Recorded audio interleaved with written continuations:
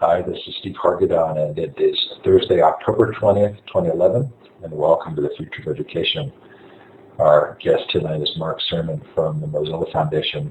Talk about open badges. Welcome, Mark. Thanks, Steve. Happy to be here, and great to see everybody here in the chat. And I know your time was tight tonight. We really appreciate your being here. Future of Education is sponsored by my Web 2.0 Labs project. That's web20labs.com, all about helping educators talk to each other. Mark and I share a passion for conversation, I think. Also sponsored and supported by Blackboard Collaborate. We're part-time for Collaborate, and we really appreciate the use of the room and the employment. Coming up on part of the Future of Education, but partly just some really fun projects. November 2nd and 3rd is our first ever Future of Libraries conference. This is a worldwide conference. It is free. We've had over 3,500 people register. We have 160 presentations. I think we counted today 149 countries represented in those signups. This should be a blast. Library2011.com. Please feel free to join us. Again, all free.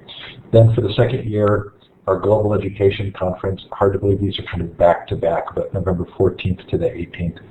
This is a ton of fun, 5 days of all free sessions on globally connecting teachers and students. We had 93 partner organizations last year. It felt like Woodstock, the Woodstock of global education. It was really a lot of fun. Hopefully you'll find some time for some of those sessions as well. Again, all of those sessions are recorded and available later. And then we've just announced the Learning 2.0 conference, all of the themes and strands from the Future of Education interview series, how technology is changing education. That's going to be 5 days in January. Same format, free, lots of fun. Hope you'll put those on your calendar. Coming up on the Future of Education next week, Mike Marimer from Road Trip Nation is going to come on and talk about their student projects. Really should be fun. Then we have our 2 big virtual conferences. Scott 9 comes on to talk about democratic education, Alan Blankstein on improving individual schools, Tasha Brooks and Michelson from Google on social literacy. Lots more fun there. Added to the schedule in the last couple of days is this Blue Valley School CAPS program, an amazing program of high school kids doing full internships, and you're going to really enjoy that. If you've missed any of the Future of Education sessions, they are all recorded. They're up in full Illuminate versions and in MP3 form. David Lurcher talked to us about learning commons last week. That was a terrific interview. I think David may actually be in the room. Delighted to have that interview recording out. Gina Bianchini, former CEO of Ning and now of Mighty Bell, talked to us about her new social learning platform. They're not calling it social learning, but that's what it is. Tim Wilson on his brilliant book, Redirect, and Narratives, and lots more. Hopefully there's something there for you. Again, all of those available. I am having a problem with my podcast feed. Some change either in FeedBurner or in Delicious, but unfortunately I seem to be at a dead end. So if you're not getting updates to the podcast feed, I would encourage you to just go directly to futureofeducation.com. There are a couple of additional ways to pull those interviews down, and hopefully we'll figure this out. This is our chance to find out where you're listening from. I'm giving you permissions to the whiteboard now. That means to the left of the map you should see some icons, and you're looking for the second one down. It's the star. You click on that, and then you click on the map. Feel free to shout out in the chat as well where you're participating from. It's lots of fun to know the time and the temperature and the part of the world you're in. New Zealand, Australia, Malaysia. Help me out. Could be Singapore. There it is.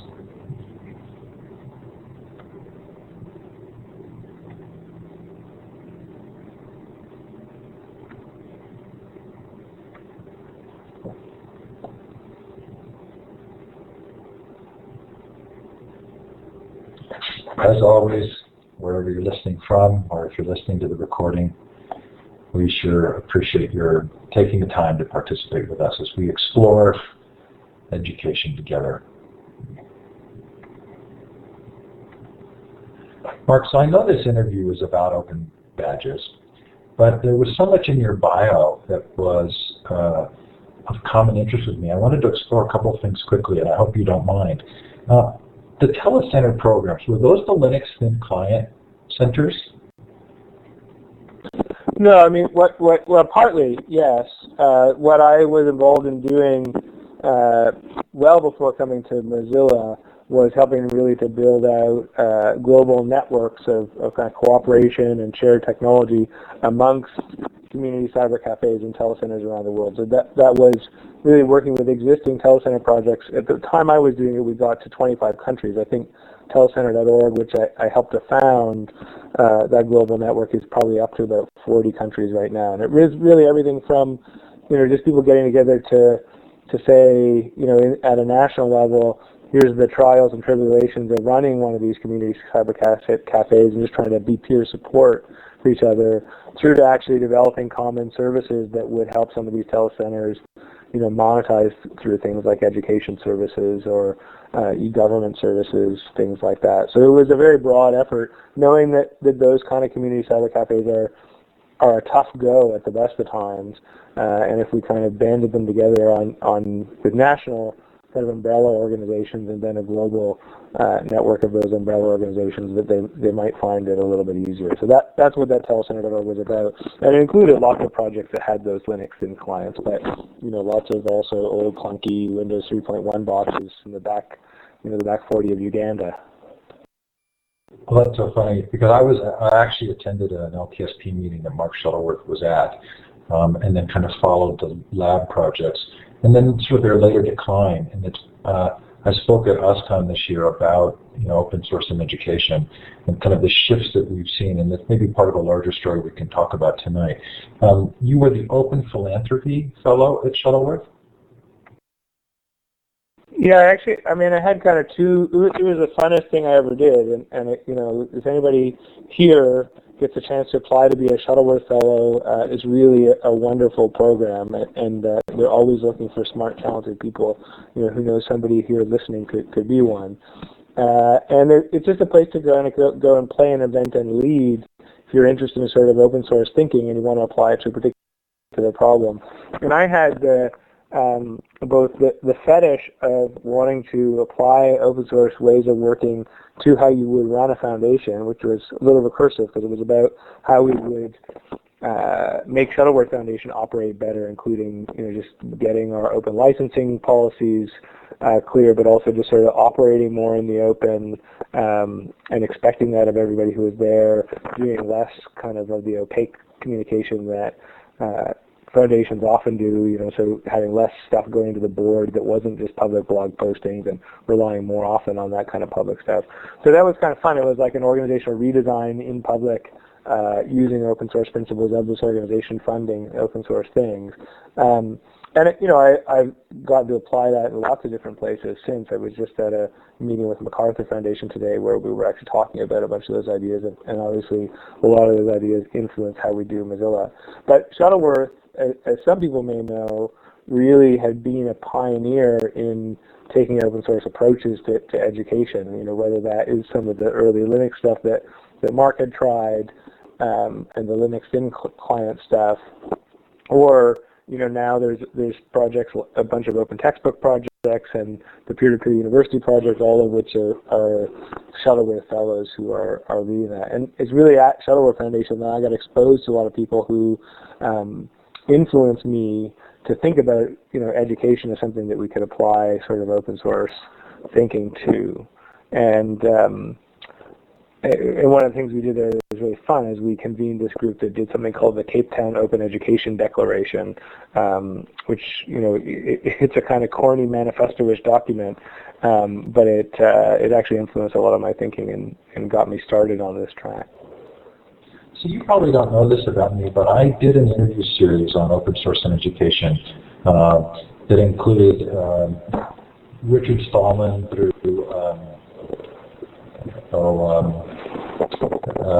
Eric Raymond and Brian Bellendorf and lots of folks. And one of the kind of interesting conclusions of that I think maybe will lead us today, and Mark, I'm going to have you turn your audio off. just because I can hear a little bit of an echo, and I think our audience probably can too. Okay, hold on. Just click that talk button there, perfect. So one of the interesting conclusions to that story of running the open source software pavilion for ISTE for the last 5 years and through being sort of passionately involved in talking about open source in education was that with the advent of Web 2.0, a lot of the supporters of open source kind of disappeared, and that their needs had been met by Web 2.0.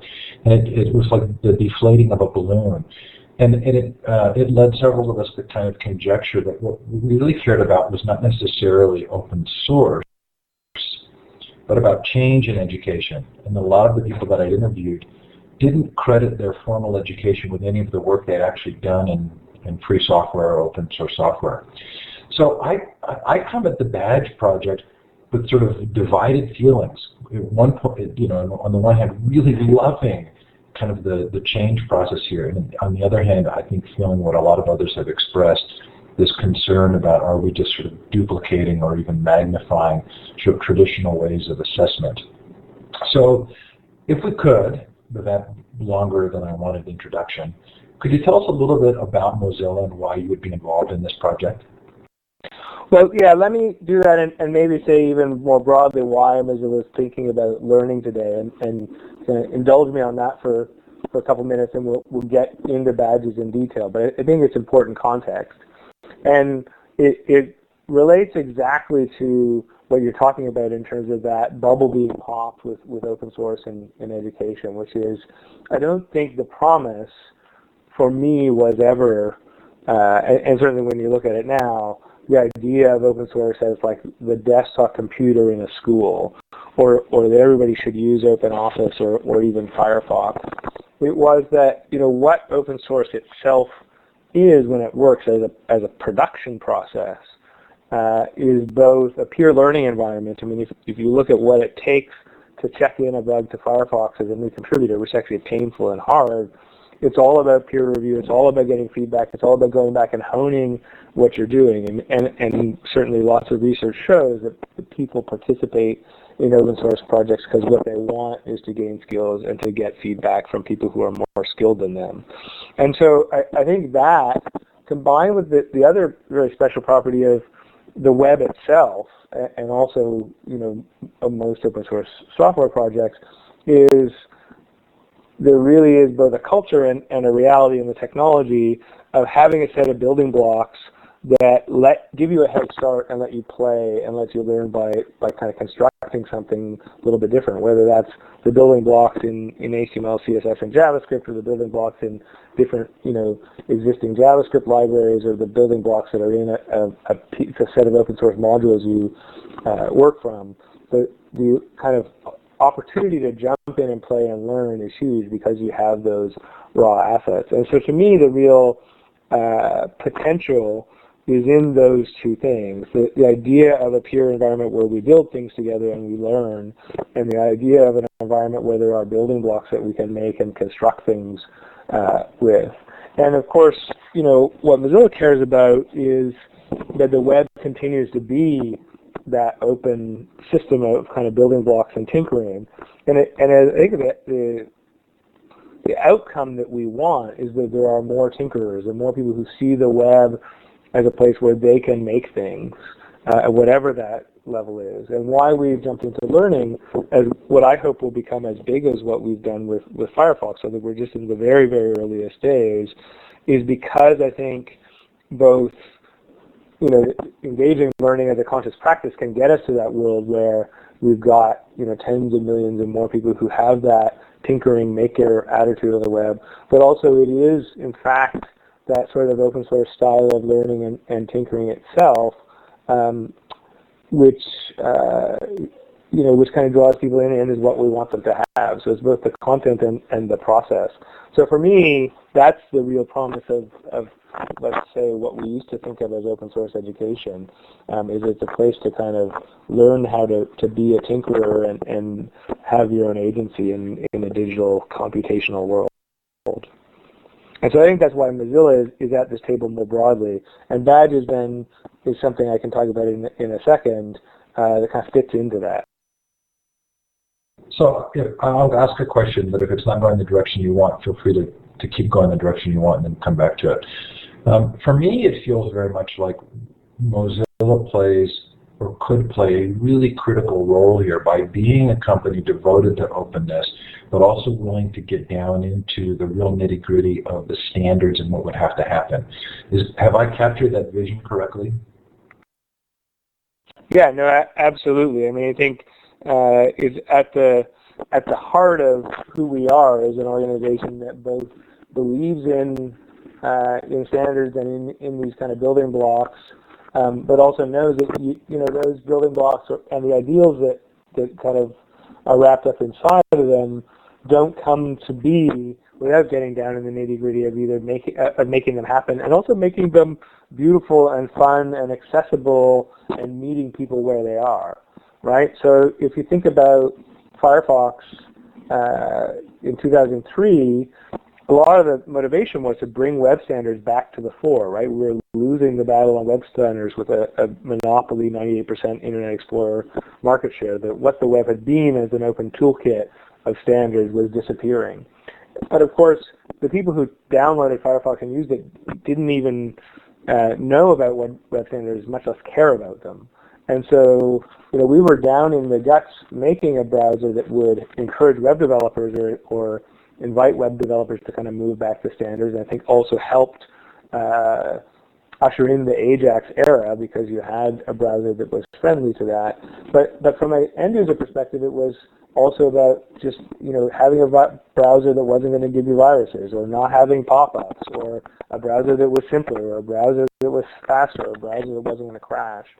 And I think as we get into the learning space, it'll have to be the same thing, which is giving people stuff that meets them where they are. Maybe they want to make videos on the web.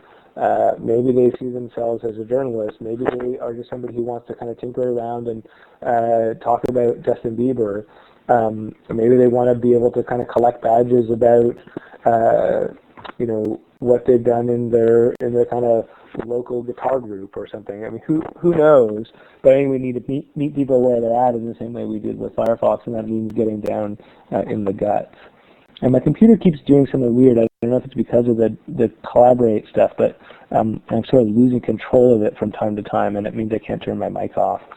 That's interesting. I haven't experienced that, but it'll come back in a second. But we can still talk. So if you ask a question with the echo, the echo's not terrible. I think people will live with it to hear what you have to say. So one of the things I've really appreciated about the material I've read and the one webinar I watched was the sort of thoughtful humility about this project as an experiment. Right. So I want to save the kind of questions, the issues or concerns for a little bit later, and give you a chance to kind of tell the story of the core ideas and values here. So it seems to me what you're saying basically is learning happens everywhere, and we're trying to create a way to facilitate or present a disruptive innovation that would make that more easily recognizable, trackable, and presentable.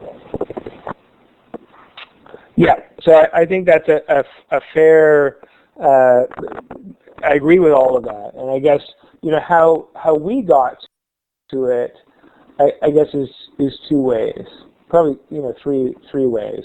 One is, yes, I think we are, kind of have aligned ourselves and found friends in people who believe that learning happens everywhere, and that one of the things you want to do is give meaning and validity to that learning. So if I learn something on, you know, in Stack Overflow, or I learn something at the library, or I learn something in whatever context I learn something, so being able to show that and capture that is useful, because that learning increasingly becomes as powerful, or possibly more powerful, than what I have in the kinds of institutions which traditionally, you know, credit learning, and I can go and say I prove that because I've taken a test.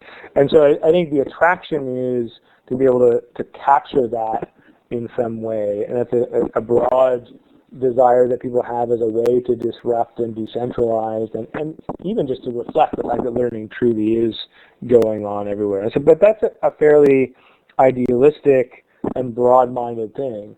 Very practically, how Mozilla got into this with the badges stuff, and I should actually back up in a moment and just describe the experiment that we're going into. But how we got into it was really saying, we want people to learn web skills. Why, if I could just come down to it, we're going to try a lot of different things in our own learning programs, but we want people to be web literate.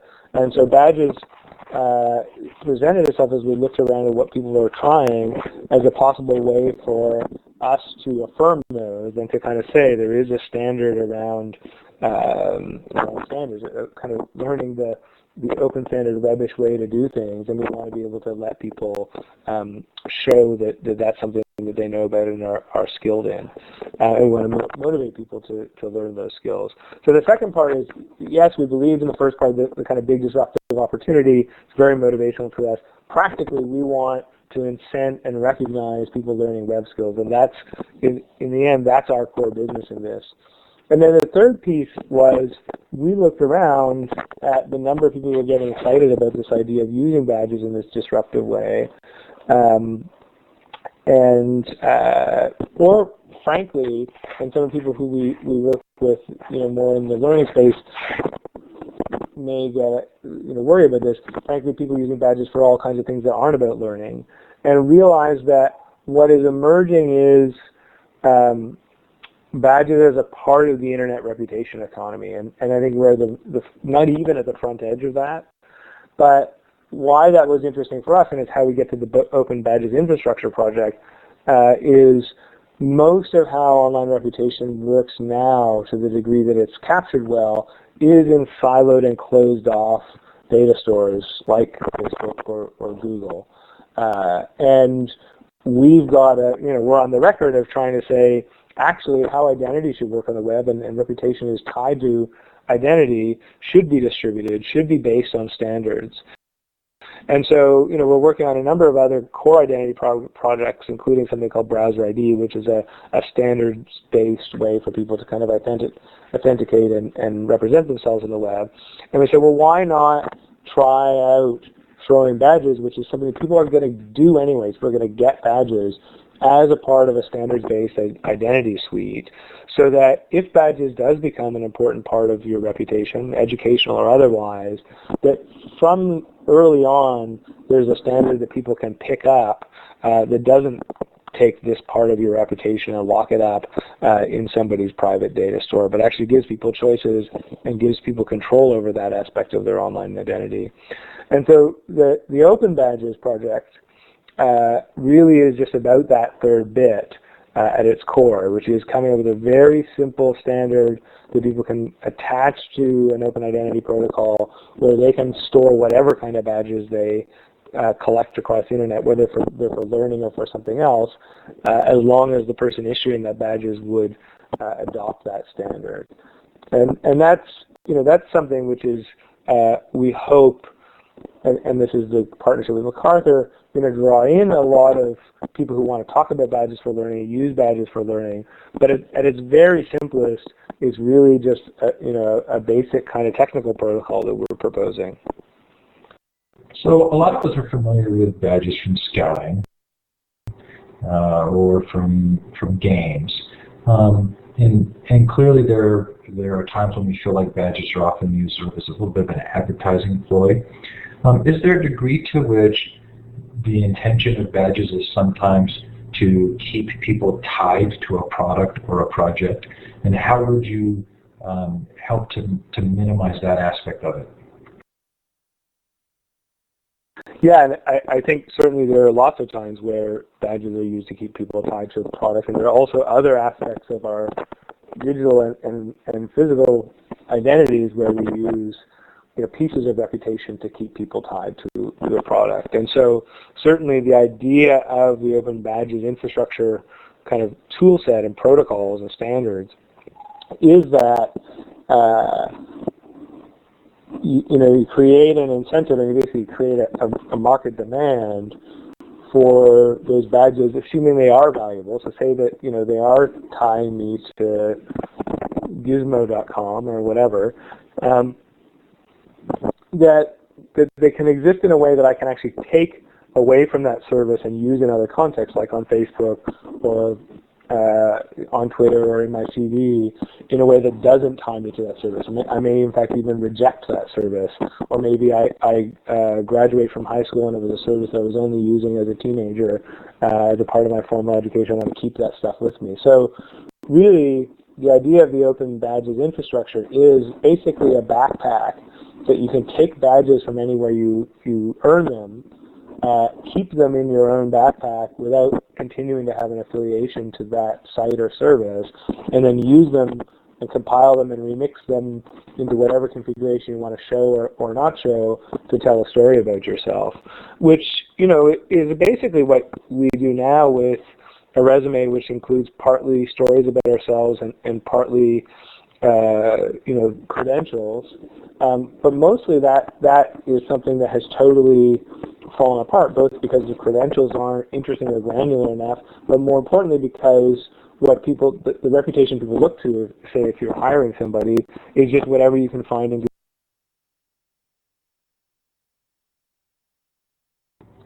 So Mark, I don't know if anybody else has experienced this, but I lost your audio.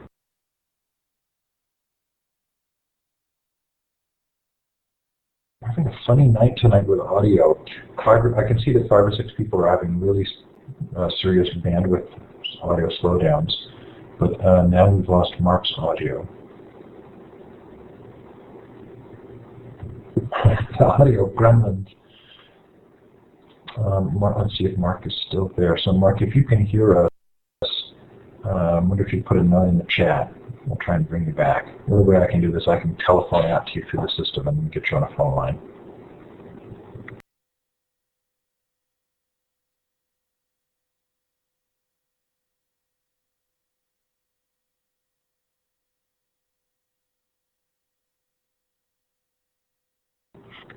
So we're hoping that you can figure out what's going on with Mark. Mark, if you can hear me, go ahead and send me a phone number, maybe through email, so we can, not feeling this exposed, but I can actually call out to you through the program. I want to put that note for Mark in the chat.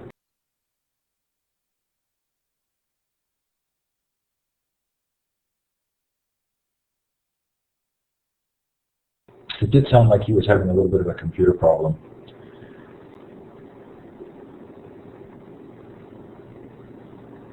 Let's see what happens here. So I don't know if anybody studied this at all, but I'm sort of intrigued by it, and I don't want to steal any of Mark's thunder with regard to this. But you know, there was a piece of this, a second piece of this that became increasingly clear to me, a complex piece that became increasingly clear to me as I looked at the badging system, and that was the security issue and this ability to know that somebody who's actually issued a badge stands behind it, or that someone who's got a badge in their backpack or on their site is in fact representing something truthful. So I will drill down with Mark when he gets back on that, because that's certainly worth talking about. And then we can talk about costs and approvals for issuers and those kinds of things, because I think they're fairly interesting. So Mark's left the room, which probably means that his computer is rebooting. So is there anybody who has experience with badges or has been a part of other conversations where you'd like to bring something up while we wait for Mark to come back? If so, feel free to raise your hand. It's the third icon over. It's the raise hand icon. And you can raise your hand, I'll give you the microphone, and you can put something in the chat. Okay, so I hope I'm saying this right, Xiaodan. If you would like to take the mic, you can turn your mic on by clicking on the talk button at the top left.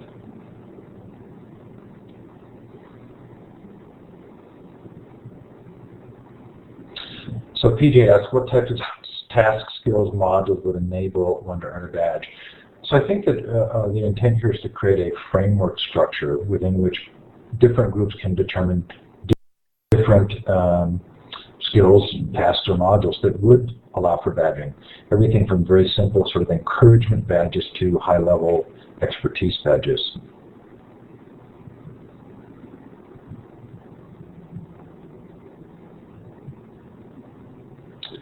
So good, Karen's responded there.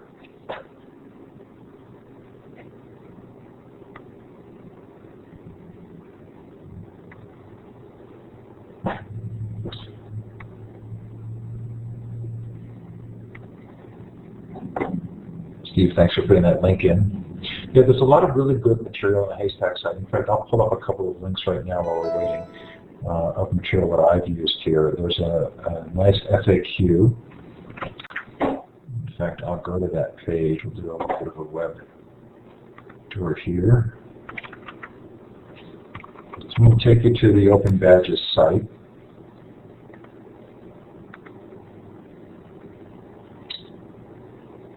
And Mark is back, so we'll go ahead and pull him back in.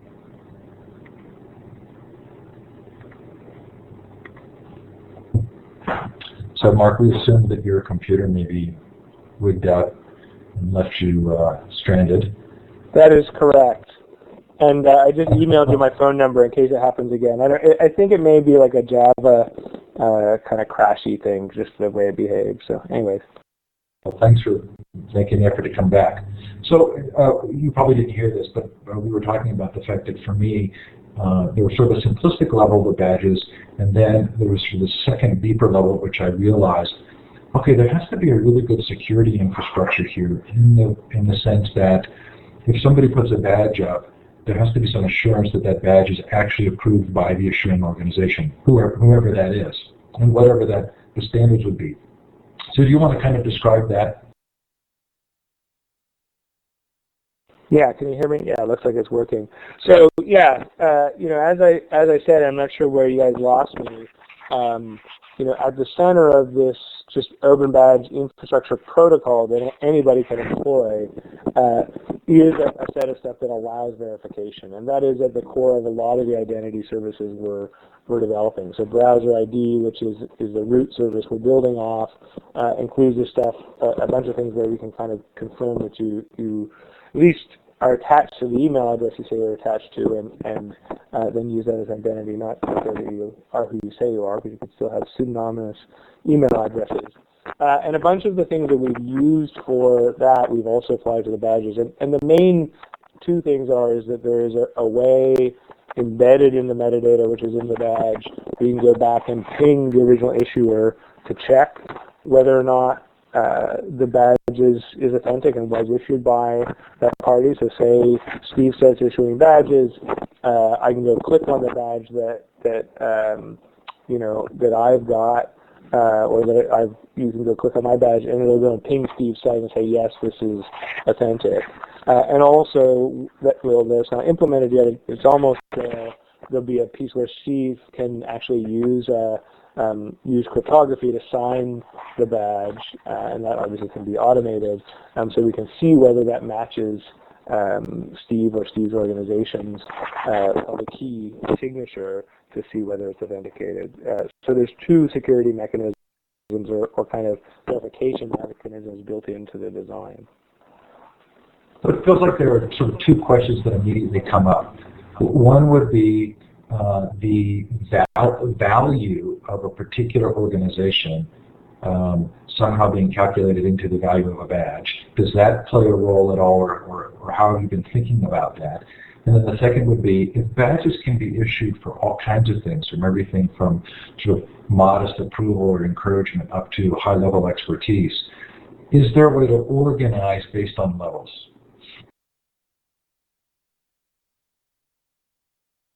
Just summarize those questions again, especially the first one, because they didn't quite grok it.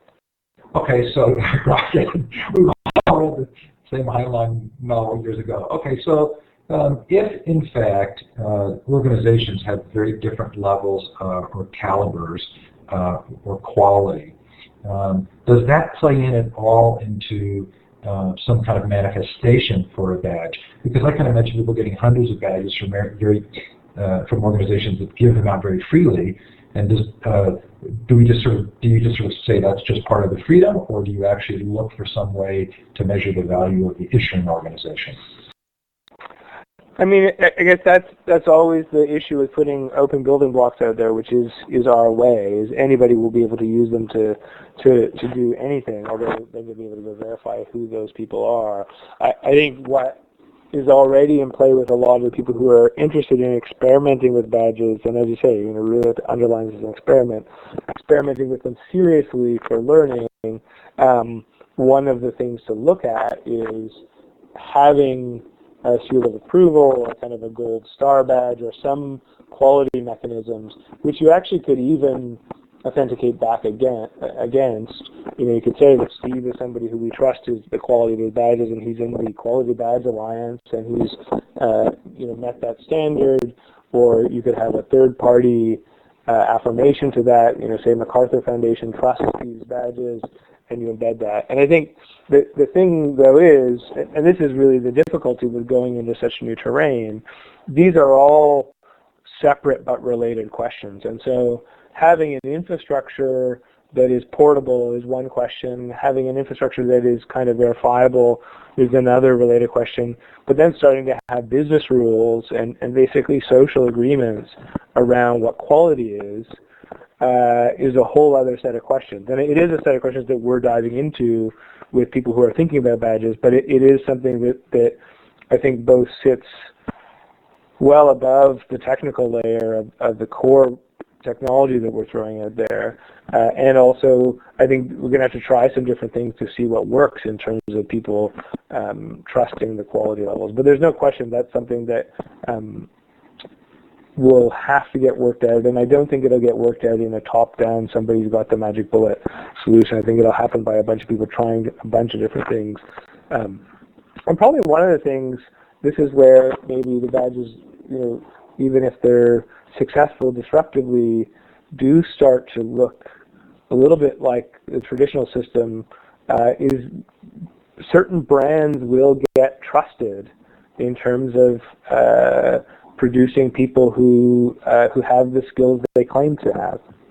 And I like to think that Mozilla, if we do badges well, would become one of those trusted brands related to web skills. But I think that if this is useful at all, that's something that will happen, is that certain brands will become trusted in the same way that, for better or for worse, than probably both Harvard or Stanford and MIT are. So much like the old adage that the cure to the ills of democracy is more democracy, and maybe the piece here is actually allowing people to rate the organizations that are issuing, so that they're like for a reviewer at Amazon, you have a sense of the issuer's rating. Yeah, I think stuff like that will definitely emerge. So the second piece of that question was just the sheer volume of potential badges and how you would organize that. I mean, if a student or a learner, potentially could be earning thousands of badges over their lifetime, how does that get organized? I'm getting distracted by this question about portfolios in the discussion thread, so we should go back to that, because it's definitely something I think we don't talk about enough, and is central to how I think this will work. But on the hundreds and thousands and gazillions of badges question, I think there's how do we organize them? I think there's a simple answer and a hard answer. I think the simple answer is the whole point of creating badge portability, where I can take badges from one place and another place and another place and control them myself and say, here's the ones I can tell my friends, here's the ones I'm proud of. I can tell a potential employer, here's the one I'm proud of. As long as I can, they're only ones that I can prove are mine, I can show different sets to different people in different contexts. And so I think the simple answer is how you'll sort them out is that you, Steve, or whoever is showing their badges in whatever context, will show the ones that tell the story that you want to tell. And of course, as long as they're verifiable, that's fine, right? And that's what we do on a CV or all the time in anything related to our reputation. And in fact, ideally, it's something that's better because we've got a piece of our reputation that we can go back and verify technically. So I think part of it is we will curate and show the stuff that we think is valuable. I think that the harder part is even in that context, if this becomes something that is important, I was just thinking about the Mozilla context and web skills, you will have hierarchies and stacks of badges. And at first I was a JavaScript novice, and now I'm a JavaScript expert, and do I have all those accumulated, or do they move up a ladder? And there are both credentialing design or badge design questions in that, and also then kind of user experience design questions for the software, both in terms of how I manage and curate the story and how I show the story. And that's that's tough design work that we kind of have to work through. I don't think anybody has the answer. One of the things I did want to jump in, because I saw it on the thread, but it also does relate to this. I think a way that people will also tell those stories and sort things out is all of the badges, at least at the technical level in the metadata, include a portfolio element. So you can tie a badge back to a piece of proof, which is the work you did or set of proof, which is the work you did to earn the badge, which effectively is a portfolio, set of portfolio elements. And I think in terms of how people will sort out when they've got thousands of badges, the portfolio elements will be a key part of it. I mean, if you think there's a website I designed that I'm really proud of, and actually it's also the website that I used to prove that I was a JavaScript expert and a CSS wizard and so on, I'm going to show those 3 badges, and I'm going to show a snapshot of that portfolio element, and I'm going to show that they're linked. I think portfolio work will be really a central part of how this stuff works, if it works. So again, with an enormous amount of respect for sort of the humility that's involved here and the willingness to experiment, I want to push on that a little, because if I channel my Richard Stallman side, I'm thinking people are going to spend so much time figuring out how to represent themselves. Is that really a good use of time? Does the system, even though it's disruptive, actually become not just sort of a mirror of the existing system, but an even more complicated mirror of it? I'm sure you've thought about this, but why wouldn't you just encourage people to build a portfolio that showcases their work rather than having the badges then bring forth the portfolio? So I'm looking for the talk button there. I think certainly we've had a long tradition of portfolios well before the internet, and it's something that people will always do, and the internet actually makes it easier to make a nicer, snazzier portfolio. So I certainly would encourage people to do that. The question is, if you want, and again, it's an experiment, to be able to show somebody has assessed a person, and we'll get into kind of a lot of the questions and controversy, but show that somebody has proven a skill in some way or proven an achievement in some way in a lot of different contexts that haven't traditionally added up to a degree or certificate. You can use a badge in that context on top of the portfolio, which then serves as in the same way that one might hope it would with other kinds of credentials, which is a shorthand where I can scan and get the gestalt of something without having to look at all the portfolio work, or that adds some validation to the portfolio work, to some abstracted concept of a skill. And of course, doing that well, and especially doing that well in a way which isn't just traditional assessment, but actually plays with a bunch of things that I think a lot of people like us want to play with badges, which is tying authentic assessment or peer assessment back to, and kind of maker learning or hands-on learning back to these badges, and being able to validate that kind of learning and that kind of different approaches to assessment. That's really the tough stuff in this. I mean, it's kind of funny. Badges has been, in some ways, the way that we started the conversation, but it's actually not the hard part, right? To be able to say, I've got badges from a lot of different contexts, and I did an assessment, and I can go and verify that that assessment was done because this is encrypted. The badge part is not hard. The design of learning pathways and then the design of assessments that aren't just replicating the things that we find frustrating about traditional assessments That's the hard part. And I think it is why, as somebody said in the chat earlier, this stuff really lends itself as a starting point to informal learning and places that haven't traditionally done credentialing, because there's a lot more open space to experiment with that stuff without sort of futzing up what's there already. So this is the point in the show where we normally switch to Q&A, and I want to do that and make sure that if there are questions from the group, we can. But there are two things that we haven't touched on that I need to make sure you get a chance to talk about. One of which is the peer-to-peer university collaboration, and the other is the digital media and learning competition. Do you want to give pitches or plugs for both of those? I would love to give pitches and plugs for both of those. So yeah, if people don't know about it, although clearly some people do, because there's some stuff about the School of Ed idea, P2PU, in the chat window. P2PU is exactly what it sounds like. It's a group of people who started a few years back, basically to get together with study groups to teach each other things or to learn together.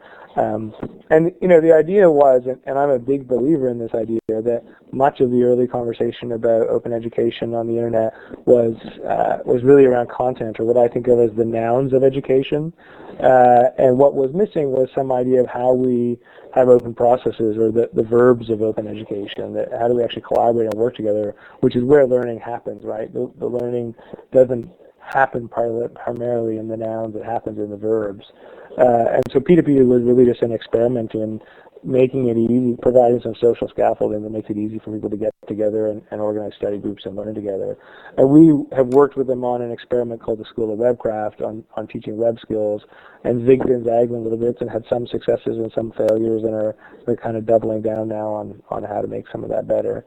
And then the digital media and learning competition, MacArthur Foundation, who is a wonderful supporter of Mozilla in the badges work and the open badges infrastructure work, has also made its 2011 or I guess 2012 digital media and learning competition. I don't know which year we call it, because the awards will go out in 2012, which is about $2 million. Made it about experimenting with badges. And so that actually is really the much more exciting stuff than what Mozilla is doing, in my opinion, because it is the place where people are being encouraged to experiment with different assessment models and different kind of badge learning pathway designs and all the meaty education and learning questions that really could sit on top of a badge infrastructure.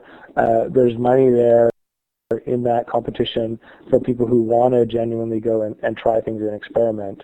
And the encouragement is for people to do that on top of existing material, different existing content or curriculum they've got, programs they've got. It's not to go and invent new programs, but to try new approaches to assessment and accreditation using badges on top of that. So I actually think that's the really juicy and exciting part of what's going on, and the Mozilla Open Badges stuff is really just a technological layer that'll help that move along more quickly.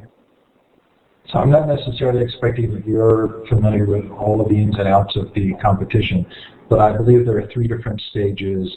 As you mentioned, there's a fair amount of money to be dispersed. And am I right in thinking that the first deadline for stage 1 is now in the middle of November? Yes, that's correct, and I am quite familiar, because it's still really confusing, or a little bit confusing, because we are trying to experiment with some complex ideas, and I personally pushed for that diagram that's on that page you've got showing there, because it was necessary to make what is complex a little bit more understandable. So yes, we're in the first phase. If you have learning programs that you think would lend themselves to badges, lend themselves to badges, you basically in stage 1 can throw them on the table and say, here's either an existing or a proposed learning program we think would lend itself to badges. If the judges agree, yes, that's a fit, and it's meant to be a fairly easy round. Say yes, that's interesting. This thing's got interesting learning goals. We can see how it's valuable, and badges would lend itself to that. It goes on to stage 2, in which case either you yourself can propose how you would use badges, of kind of badge design and the technology, or you can partner up with, or somebody actually can kind of wander to the table with badge design and technology skills to say, oh, we'll help you with that part.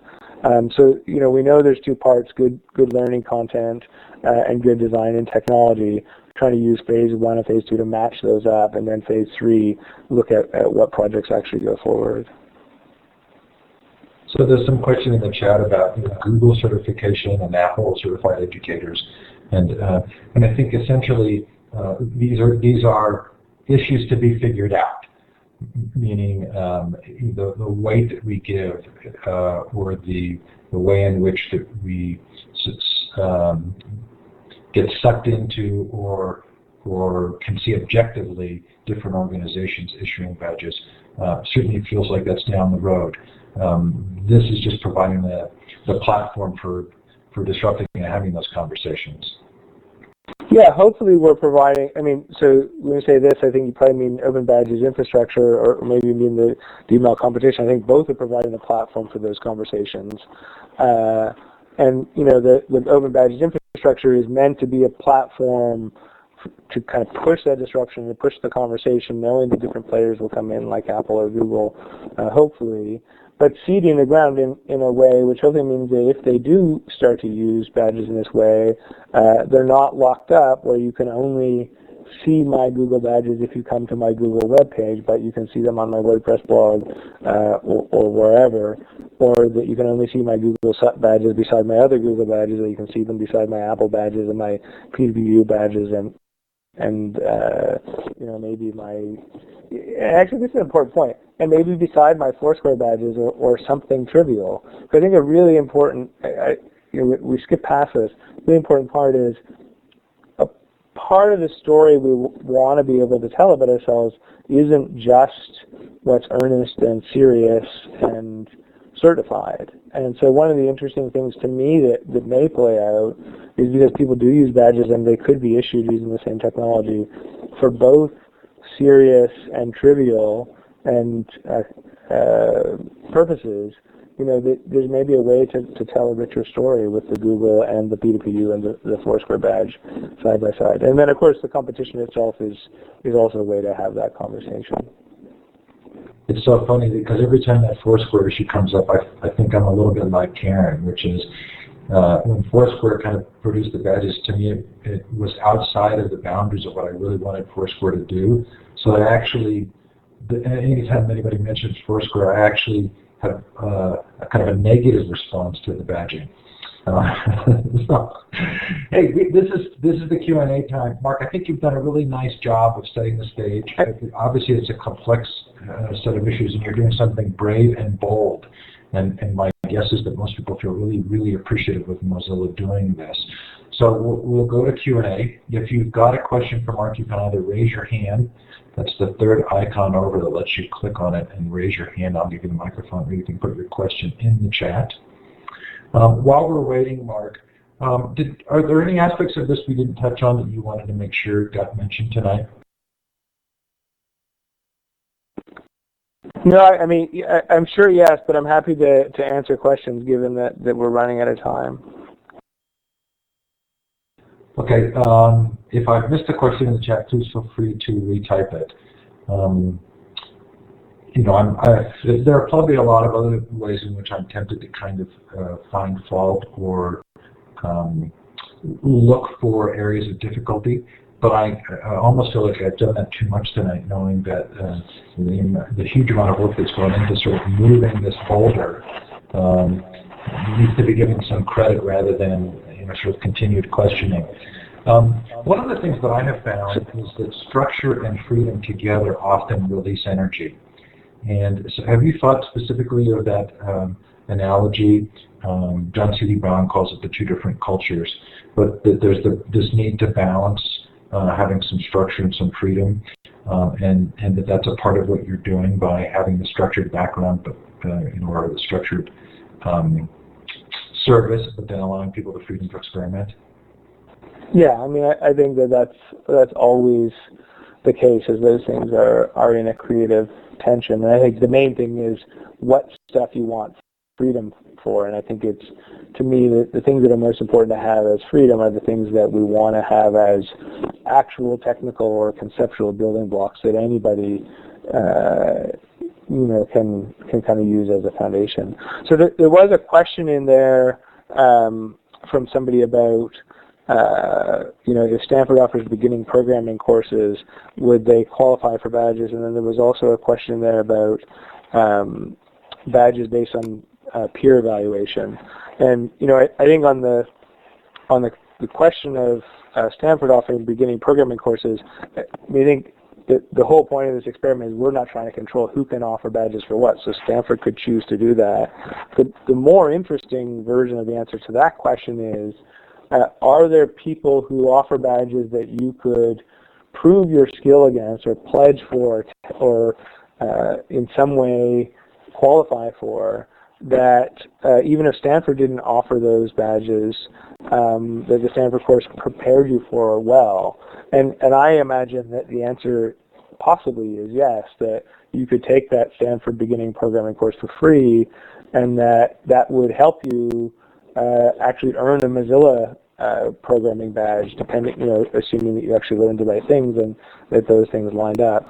So one of the potential disruptive pieces here, which I know is controversial, and it's happening in some ways that are bad and some ways that are good in other experiences well beyond badges, is the disaggregation of learning offerings and certification and assessment offerings.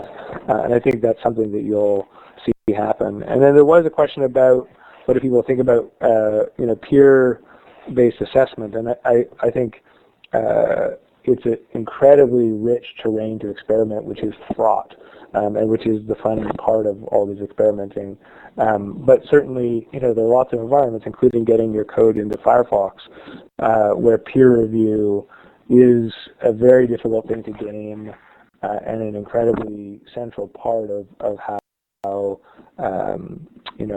how a functional system works. And so it's interesting to try it out in the context of assessment. And it's one of the things that peer-to-peer universities trying to play with.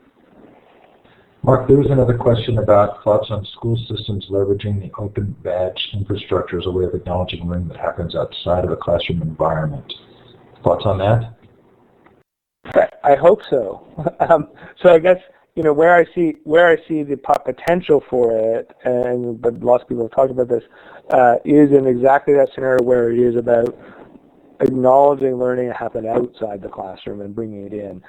I think people will try the reverse, which is issuing badges in formal environments, but I don't see that as the ripest terrain or even necessarily always good terrain to consider. But I think the idea of, if we start being able to issue badges for stuff that is happening outside and bring it in, that it's very possible, or certainly I guess people have in the fantasy scenario, that kids who may not be getting the recognition inside of school because they don't fit with that system may be able to kind of get a little bit more on radar or get recognized for what they're doing elsewhere. Mark, we always finish on time. And even with the problems we've had here, it's been a rich experience having you on. I really appreciate your coming on. If people want to continue the conversation, where is your preferred location for them to do so? That is a good question. There is a Open Badges Google group, and but I don't know what it is off the top of my head. But I think actually where you can get it is if you go to openbadges.org, you can find out where that is, all of the information of the different kind of places to connect in.